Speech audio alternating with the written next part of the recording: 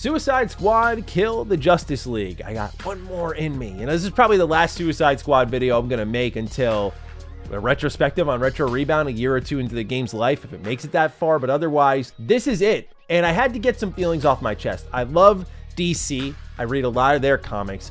And I especially love the Arkhamverse because it felt like a comic book universe come to life in my favorite entertainment medium, video games. And of course, you draw that connection to Batman, and Suicide Squad really is a continuation of his story. So what we're going to do in this video, because I didn't get to do it in my full review, is pull the spoiler layers down, right? Like, let's get really into the thick of this story, because in my review, while I feel I accurately captured my feelings, I couldn't get into the hows and whys, because while I know this game was like Last of Us Part 2 levels spoiled across social media and YouTube, I didn't think it was suddenly on me to randomly start spoiling the game for others just because, well, you've probably heard of it. I wanted to make a separate video about it, so here we are. In hindsight, next time if something like that is happening and a story really has me irked as much as this, I will probably just make a spoiler section toward the end of the video, but I thought a special exception would be okay this time around. So thank you for tuning in to one of a million Suicide Squad videos.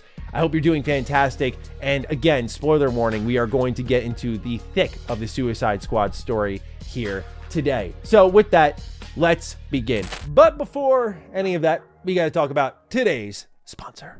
The following video is brought to you by Factor. We got 1,000,001 games to play right now. Persona 3 Reload, Yakuza Like a Dragon Infinite Wealth, Grand Blue Fantasy Relink, all long-term JRPGs. And then there's Suicide Squad. Anyway, I have a lot of games I want to play, which means I don't have as much time to be in the kitchen, cutting things down, chopping them down, sauteing things, cooking, and that's why Factor is fantastic. They cut down on the trips to the grocery store and cooking, so there's more time for my favorite activities like gaming. And Factor is so flexible that I can easily adjust my order, size, and enjoy it with loved ones. So sometimes I'm feeding my fiance with Factor. They've been sending me some really cool stuff here. We have protein shakes now, chocolate banana ones, which are chef's kiss. They have lattes with a little caffeine in it, so it gives you a little boost throughout the day. There are wellness shots, which have been incredible. And then the meals need no introduction, but I'll give them one anyway. Had myself the garlic mushroom chicken thighs, and the results speak for themselves. It makes it easy to stick to my goals. So what are you waiting for? Head to Factor75.com or use code MattyPlays50 to get 50% off your first Factor box. Plus, free wellness shots for life. 2 free wellness shots from the first 3 available flavors for every order while you're an active subscriber. The biggest mistake I think this game makes is exploring the Elseworlds, because the subtitle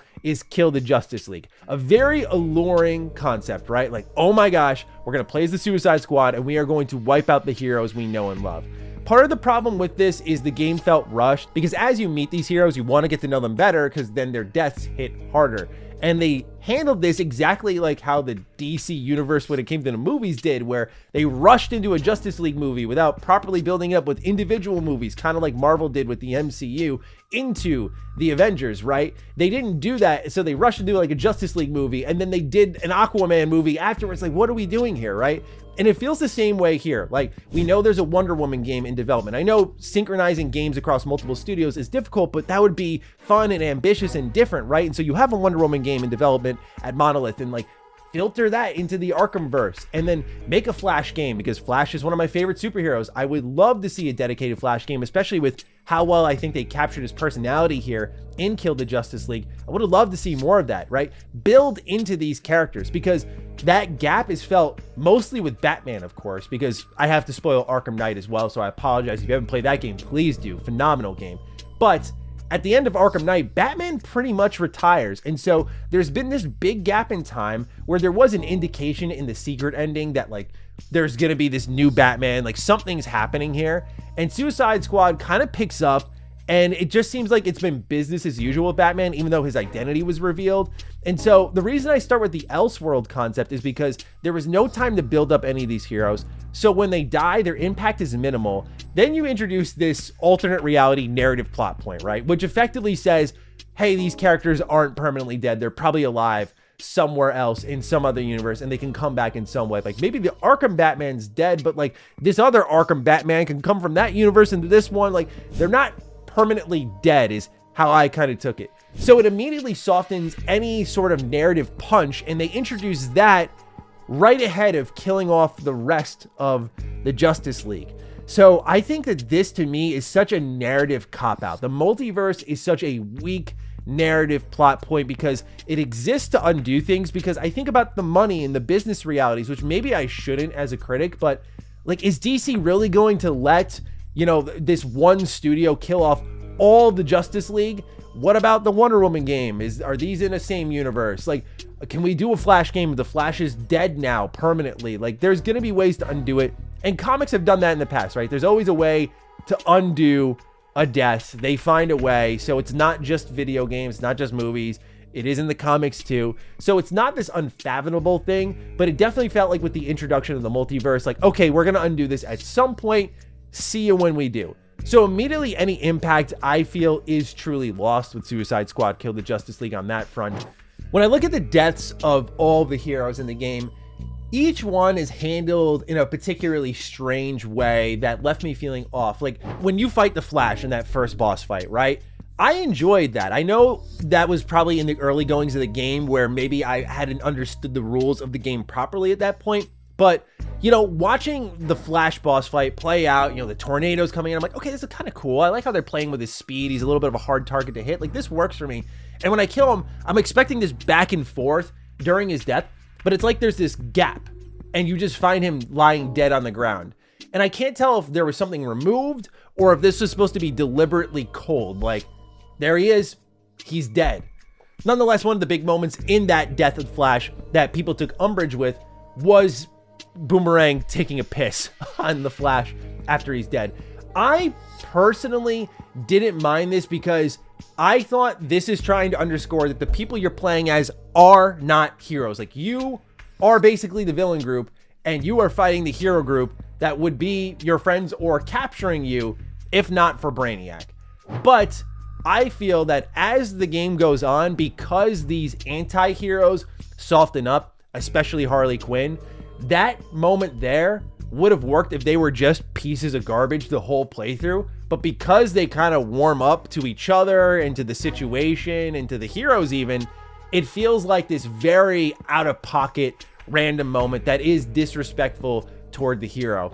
There's been one talking point I've seen online, which is Wonder Woman and Batman should have been swapped out, which I think is fair because Wonder Woman is this character that I love. I've read a few comics for her, not as much as some of the other members of the Justice League, but I really like her stoic demeanor here in this game. Like, she has her actions speak more than her words. Like when you find her putting the kryptonite in her shield, I really like that moment there. Like, I think they got Wonder Woman well. I think they got the demeanor of all these members of the Justice League pretty well. But the reason why Batman and Wonder Woman should have been swapped is going back to Arkham Knight again. What happened between then and now when it came to this character? Like, how is he dealing with his identity being exposed? How did the Justice League form? What led to this formation? I feel like if Batman was in that role where these characters are interacting, number one, I think Harley and Batman's interactions as almost pseudo allies would have been kind of interesting to see rather than how it ends up, as we'll talk about. But also, you got to fill in that gap. To have Batman introduced, he's kind of your villain. And then when you get to have that one-on-one with him, he's just shooting a couple one-liners at you and he dies, right? Wonder Woman, a lot of people say got like this valiant death, but to me, hers felt extremely rushed because she just had to get out of the story. She was the only opposing force that had not been captured by Brainiac, had not been controlled by Brainiac.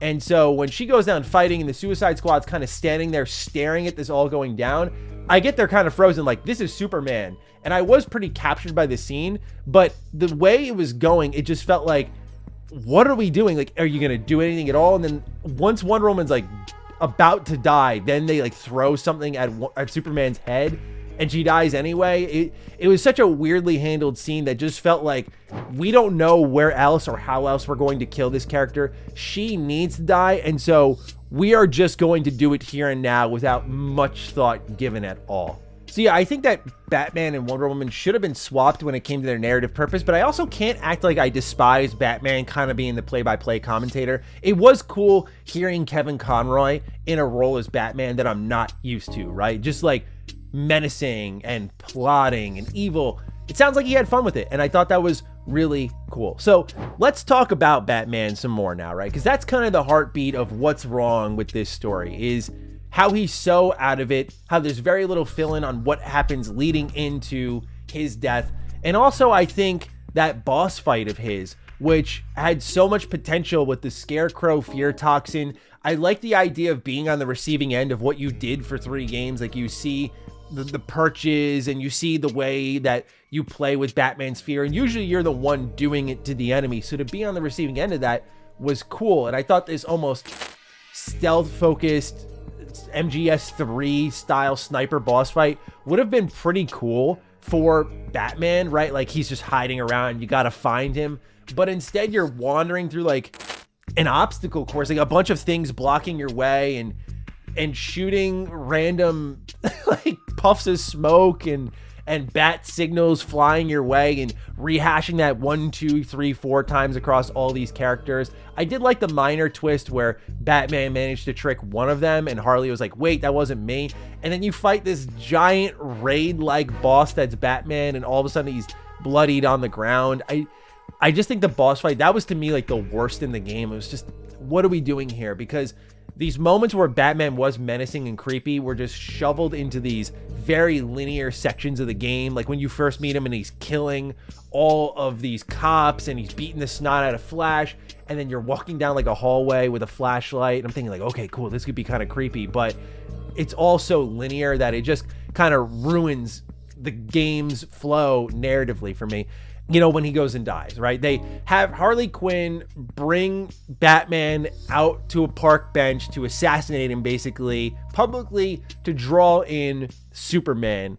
And it's there that when she pops him in the head, she says, you got to save your last joke for last. She shoots him. You hear a very faint Joker laugh.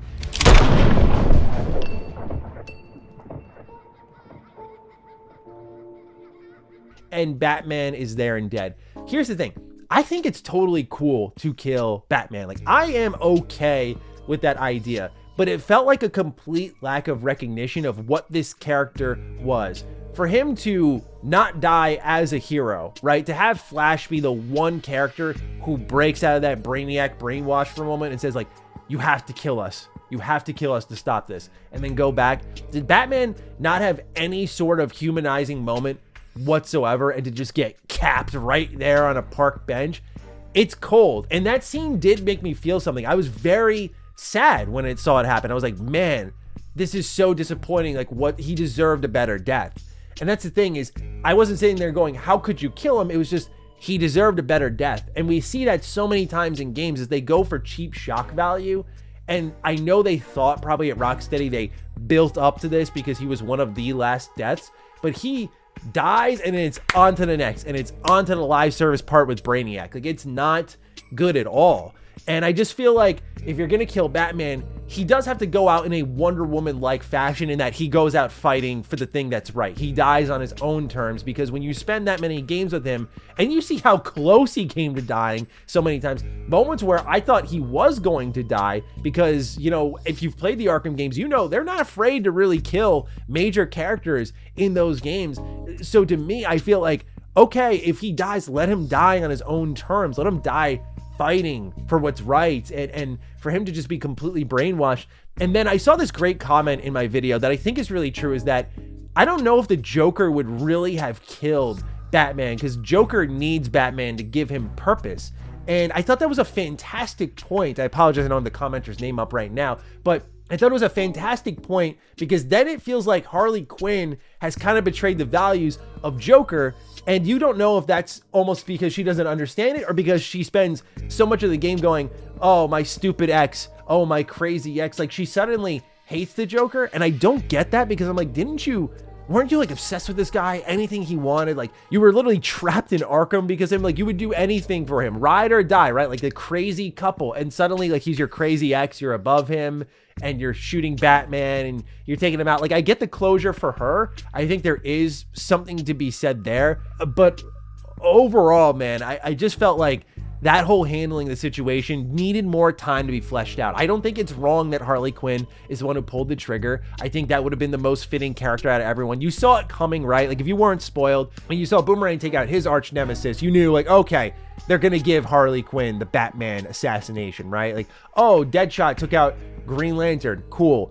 okay, they're definitely going to give Harley Quinn the Batman moment. So you just knew it was coming. It was really about how it was handled. And I think that's where they missed the mark, unfortunately. And so it was a bummer through and through. And then Superman, his boss fight was terrible, right? This dude's just flying all over the place. It's a rehash of the Flash boss fight. The fact that it's Superman and there isn't any like cool gimmicks or tricks or anything like that, any unique mechanics to his boss fight compared to the others is crazy to me, because the first time you see him is an amazing introduction. That Waller fires off a nuke at Brainiac and Superman catches it and throws it away. Like, it is an amazing moment in my opinion. I thought it was so cool. And then I shoot him to death? Come on now. And then he doesn't say anything in his death. He just is laying on the ground dead. It's so unfulfilling. That's the thing. I think if there was a cutscene for every death where maybe the spell, if you will, had been broken and they've returned to their human form, okay, cool. I can feel all that out, and maybe there packs a little bit of emotion, a little bit of humanization, like Harley shoots Batman and like he comes to and then he dies. Like, I don't know, maybe that wouldn't be better, but I just feel what was missing is the character interactions. And the game very heavily leans on the idea of like, hey, you know these characters, you know Superman, you know Green Lantern, you know Flash, you know Wonder Woman, and so we don't need to explore them because their titles alone are enough to make their deaths shocking. And in a sense, sure, but when the game is called Kill the Justice League, you're wondering, how are you going to make me care? I think about, no spoilers here, but Red Dead Redemption 2, you know the end of this game. You know how it's going to go. So how do you get me to care about everyone in the tale? And they managed to do that. And there are tons of games like that. I think of Star Wars, Rogue One. How are you going to get me to care about this cast when I know the end result? And I feel like that's a tough challenge for writers, but it's not an insurmountable one. And so, yeah, ultimately Suicide Squad just really bummed me out with some of these choices because I feel it could have been done so much better. And then you get to the end where it's a live service end game. Like, why is Brainiac this boss that suddenly we need to complete multiple missions and gain currency for? Because it's just the style of game it is. And you can tell, as I said in my review, that the game fit the mold of a live service further and further as it got deeper into it. I do think they did a great job taking their time getting into the Flash. I thought the way they killed the Flash made sense. Like, there was a unique contraption made to take him down, and it kind of shocked him in the cutscene. He looked vulnerable and scared, and I thought that was all pretty solid. It was just everything after the Flash died and on that I thought wasn't great. The game was authentically hilarious, like when the Flash locks them in a crate and they're just in the dark for a while. That was a hilarious moment, and the way that Wonder Woman actually like threw them in there was so good. There are some literally laugh out loud moments, which is why I think this game's missed points narratively really stuck with me. Not as like, oh, this is awful, although some choices are awful, like what happened with Batman and what happened with Superman, but it stuck with me because, oh, I really like parts of these characters. I enjoy being around them, but it's so inconsistent. So those are my thoughts on Suicide Squad in totality. And that's it. I'm going to lie this one to bed now that I've got all my feelings out. Naturally, I'm looking forward to seeing your comments down below. So do fire away. And with that, take excellent care of yourselves. And I'll see you next time around. Stay sexy, stay active. I love you all. Peace.